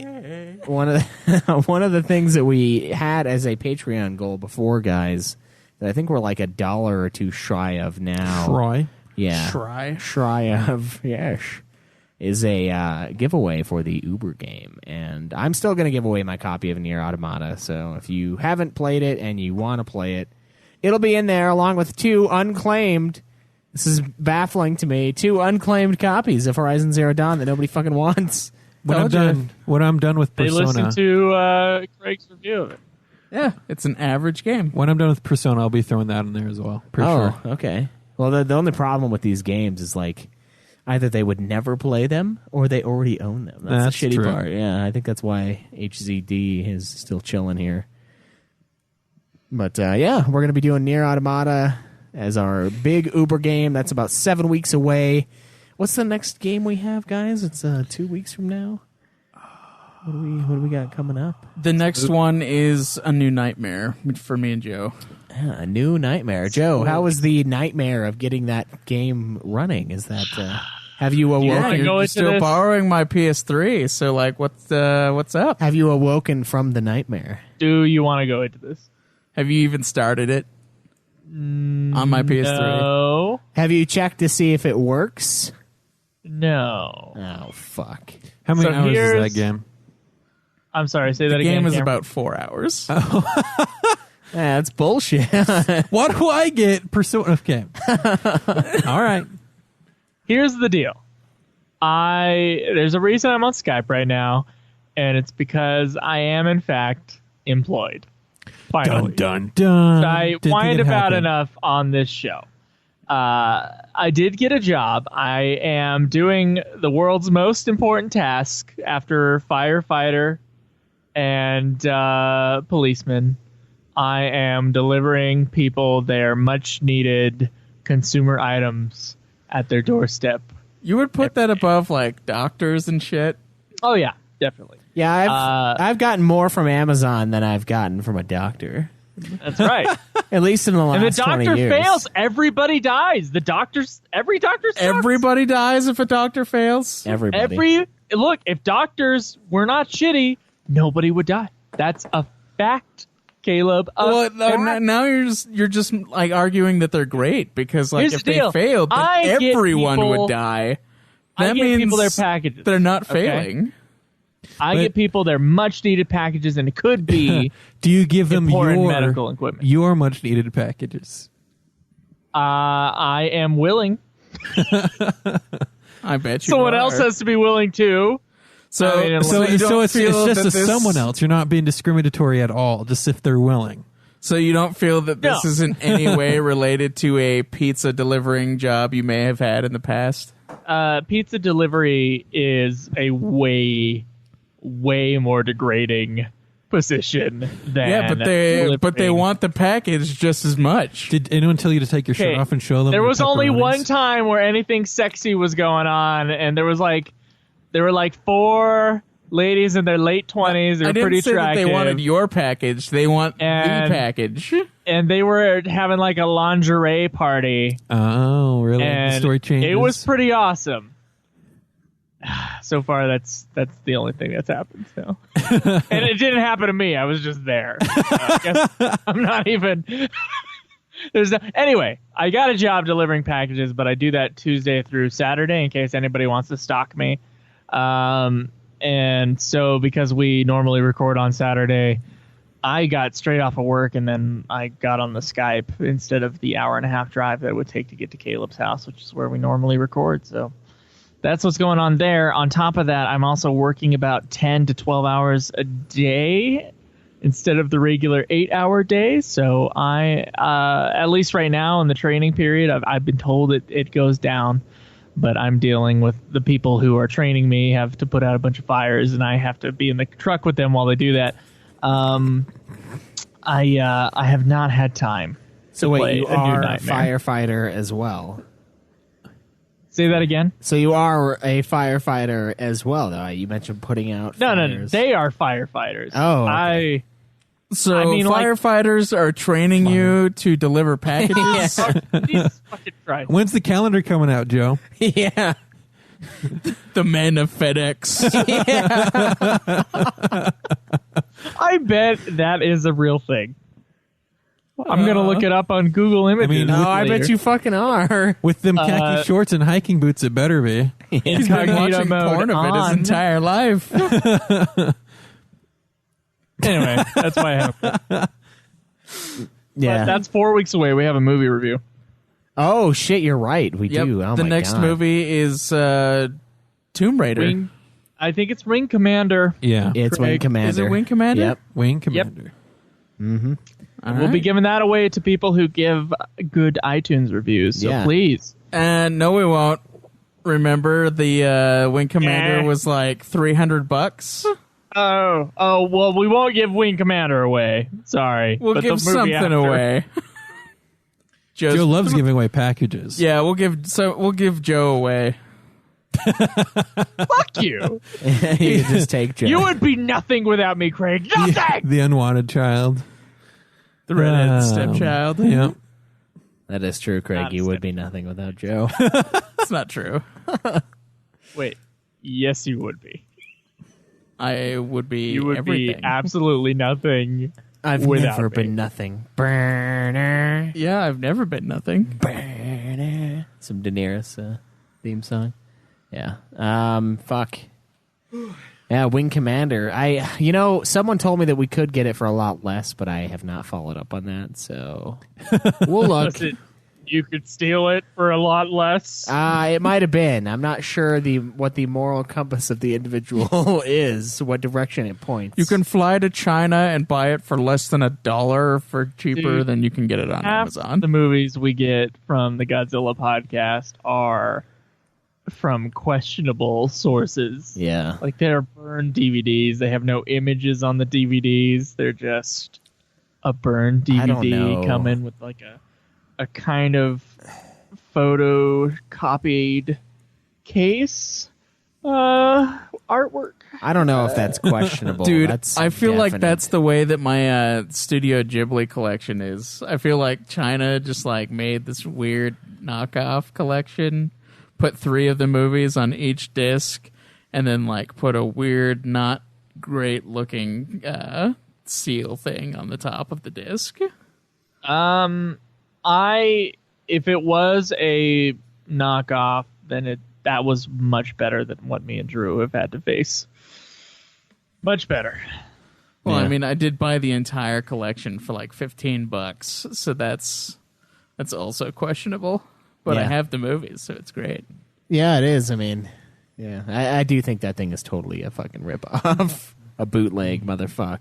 Just looking at it, but it has allowed me to watch a couple movies that I would have otherwise not seen. So, yeah, fuck. I don't think I have anything else left to say. You guys. We have that question from us to you that Cam asked last time. Oh shit, you got that pulled up? No, do you have that pulled up? No. Okay, I'll pull it up. All right, let's get it. Go ahead. So the question was, should console players be able to use a mouse and keyboard during competitive gaming? Oh, that's right. There was that stink about Overwatch, wasn't it? Yep. Just Overwatch says no. The creators of Overwatch said no. And they just think it gives the mouse and keyboard people an edge over people who are just, couch players. They're just playing on it with a controller in their hand. And our friend Alistair said no, the pad players would get destroyed. So he's saying that they shouldn't. And then Jacob says it depends on the type of game. Controller players in fighting tournaments have pulled off miracles. And so he says depends on the game. I would never use a keyboard and mouse for a fighting game. That just seems ridiculous. Yeah, it seems ridiculous, but some people do. Corey said, just like kids used to bitch about the Power Glove giving unfair advantage, just like the kids you used to bitch about the Power Glove. I didn't bitch about that because I wasn't born 50 years ago. I have never experienced the Power Glove, so I'm kidding. I have no idea what. If you think you can't just beat me at California cruising because I'm using a Power Glove, then go get your own. I'm so confused. He says go for it is what he's saying. I think that if keyboard mouse gives someone advantage and it bothers you, then go get your own. So you say, hey, if it's there, it's there. If you want to take advantage of it, then you can. So if it's cheating, then everyone should cheat is what he's saying. No, it's not cheating. He's just saying if it's an option and you're bothered by that option, then go do it yourself and get better. Okay. So, yeah, and so that's kind of the sentiment that I'm seeing, that it's not the end of the world either way. Some people say no, but other people are like, hey, it just doesn't matter. Actually, Chase versus Game says it only matters if you're playing a tournament that involves money. So now there's money on the line, and if someone's using something that gives them an advantage over others, it's not an even playing ground. Well, then, if it's a tournament that they wouldn't let them have an advantage like that. That's true. If it was a local tournament. Yeah, if they were doing it on console, then everybody would have a controller. If they were doing it on PC, then everybody would be using keyboard and mouse. Right. Like, So it's just the way that it is. It just sounds like if it's a thing, then let it be a thing. If you're bothered by it, then just go get it yourself. Yeah, I mean, honestly, it's not really that big a deal. I mean, it's a slight advantage for people, but you're still gonna, if you're good enough and you have like a high sensitivity, like fucking Schweiss plays on Max, where you like twitch and you're already turning around 4 times, then it's not really that big a deal. It's like still skill based, and even if it's a slight advantage, you can still beat them if you're better. Yeah. So there's some people who are pretty decent at these tournament type games on the PC, but they use controllers. Well, yeah, and then to be honest, it would only ever really matter in like a shooter. Yeah, so shooters is where it matters the most, and you just can get a level of precision that you just can't get with a controller. Yeah. With a mouse and keyboard. I think a mouse and keyboard would be great for consoles, though. For like, I think I said this last time, like added gaming experiences, like adding in PC exclusive games, like Civ 6 or whatever, Age of Empires, like whatever they want to do, and then it'd be fine. Right. So I think that adding that functionality, it's okay. Perfect. So if it's a thing, then just if it bothers you, then you go grab that competitive edge yourself. Yeah, I guess. I mean, for me personally, I kind of feel like keyboards and mouse and mice belong to the PC realm. It's not a big deal if somebody's using PC it. realm also uses the controllers. It's true, yeah, but you never would in a tournament unless you were fucking high off your ass, because you get so much more precision out of a mouse and if it was keyboard. for a shooter, then yeah, you'd always use the like what you're comfortable with. So yeah, so I don't know. It's kind of a mixed bag. I mean, if it is a tournament, though, I do agree that it should probably be uniform. That way, everyone's on the same playing field. But if you're just messing around, like if it were, the only reason why Craig beats me in Injustice 2 is because he has a better controller than me, then I should get a new controller and shut the fuck up and just play him with that new controller, right? Right. But it's not. If you think it's the controller. I don't. I think it's that today is your birthday and we all decided that we weren't going to really beat you very often. That's true. Yeah, I'm sure that's the reason. To make you feel good about yourself. Who did beat you the most, though? You. I didn't beat him. Yeah, you played more. You played me more often. I only played him like twice. Yeah. And I lost both times. Oh, it's the Joe. Don't answer it. Aw. Hey, welcome back. Hey, thank you. Yeah, I'm here just in time to end the episode, right? Yeah, pretty much. We were talking about the question from us to you last week. That was, what do you think about using a mouse and keyboard on a PC game? You mean on a console? On a console, sorry. For like competitive games and shit? Yes, so I totally botched it, but yes, that. Competitive stuff, no. I think everybody should be on the same level, and there should be a standard there. So that it really can be about skill at the game, not necessarily skill at the specific controller. See, then you get into console versions of competitive shooters where you actually get ranked and you're fighting against people in your rank. And then if you do have that competitive edge that people don't have, then are you going to be ranked higher then? Maybe, but honestly, if you're serious about competitive gaming, you're not on the fucking console. You're on the PC. Yeah, everybody would be on the same thing that, if they were honestly competitive enough. Yeah, PC. You don't know. Maybe it's in their mind. Otherwise, they go Craig mode and they want to feel competent at a shooter. Fuck you. And so they'll grab a mouse and keyboard and play on console to destroy the console players. Yeah, I guess. I don't know. It doesn't necessarily mean that they're going to. They could get fucked. Yeah, for Craig, the sheaf is deep and he has to wade through it. The sheaf is always deep. Yeah. All right. I guess my question from us to you this week, guys. What is your favorite open world video game and why? We've been playing a slew of these fuckers throughout this podcast. We've had Far Cry Primal. We've had Horizon Zero Dawn. We've had Shadow of Mordor. I would argue that the game that kicked off this podcast. Yeah, Fallout 4. Yeah, very much open world. It's been a big run of these games throughout the show. And what do you guys think is the best one you've played, and why? And what ones are you interested in playing? I mean, what do you think we should maybe dabble in next? I kind of feel like I want to give the genre a rest, if you will. I don't know if it's really a genre, more as a just style, but it does get old after a while. But yeah, let us know on the forums at geekdomentertainment.com or just nudeclan.net. Click on the forums tab. Go to the forums there. Ask us questions. Answer this question. Hang out with people. Hang out with people. Hang out with people, yeah. You can use our phone line for questions and intros and whatnot, what have you, at 385-204-3921. That's 385-204-3921. You can tweet me at UFF Podcast. Me at Just Goliath. Me at Nude Clan Cam. And me at Obsidian Bar. And you can... Yeah, Goliath. Yeah. And you can... Sorry, I'm confused about the order. Go ahead. Oh, you're good. You can go to our Facebook page, facebook.com/Nude Clan Podcast. That's Nude, N-E-W-D. You can watch us stream the episodes live at twitch.tv/Nude Clan Gaming. We've been pretty active lately on the streaming of the video games as well, so that's always fun watching Craig rage at work. It never gets old. It's never. Yeah, I'm sure. It's never gotten old in my eyes. So join us for that. Check out our other shows: Ultimate Final Fantasy, the Godzilla Podcast, Super Sexy Swingin' Fan Fiction. Is dead. Wait, all great. Is dead? Caleb said that. Craig said dead. That seems to be the case, though. You should just accept it. Jake should just accept it. How else could we do a bringing sexy back cover for the show if we didn't in fact bring sexy back, Craig? Oh man, this is all part of a bigger plan. You just aren't aware of it. I'm sure that's what it's for. You just aren't aware of that plan at this time. So anyway, next up we've got 2 weeks from now we have a film review of Wing Commander, and then a couple weeks after that a great survival horror review. Great piece of cinema.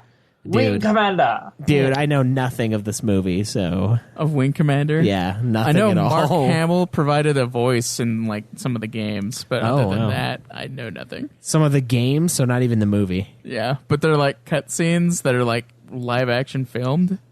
So. Oh, that's interesting. That's weird when they do that in games. I hated that in Resident Evil. But I think that's it for this week, guys. Hang out with us in 1 week from now, and we talk about about some mystery subject. I got something for you. Okay, what's up? If you want to support the show, you can go to Patreon You can go to Amazon as well through our Amazon link on nudeclan.net. But most importantly, you're a podcast lover, obviously, if you're listening to this. And something that you should supplement with your Nude Clan is perhaps some Knowledge Clan. And by knowledge I mean listening to books when you might be too busy to read a book. You know what I'm saying? So I think a great way listening is that reading, Joe. you could do that is by going to audibletrial.com/nudeclan. That's right, Joe. I'm actually already on my next book. I'm actually reading with my ears, one of the great courses, Your Deceptive Mind, A Scientific Guide to Critical Thinking. And it's a book that I think everyone should read. I love the great courses. In fact, I have myself gone through Mesopotamian history, great courses, and also how the stock market works, great courses as well. Yeah, that's been working out great for you, hasn't it, you little fucker? I actually made my money back. Oh. Bon Ton went back up, bitch. I did not make my money back. Where is your stock sitting? For those who follow us on Twitter, we both I put in $20 into the Robinhood app, which is a day trading app for no fees. Yeah, I'm in the stocks, man. I downloaded it. And then Schweiss put in 25. Where's that now? I'm 33 cents in the hole currently. Oh, yeah, that's what happens with the penny stocks, dude. Yes, I know that now. But I forgot. I was gonna make a joke and say that all of our feeds are at audibletrial.com/nudeclan. You can follow me at audibletrial.com/nudeclan. Our website can be located at audible.com/nudeclan. Don't screw it up. That sounds like something Joe would say. Audible Trial, that's right. Sorry. I'd hate to send you to the wrong place. Yeah. Hey, if you want to bitch at Caleb Craig about playing or about hating FF10, you can go to Audible Trial /nudeclan. Yeah, they can totally do that there. Yeah, also, I totally have my Nude Clan shirt on today on the Twitch stream. Yeah, show that off. Yeah. You guys want to see it? It's now take it off. Got Nude Clan on the front. No, the shots with it off come later. Then I got the my slogan on the back. So, well overpriced, I will say. Yeah.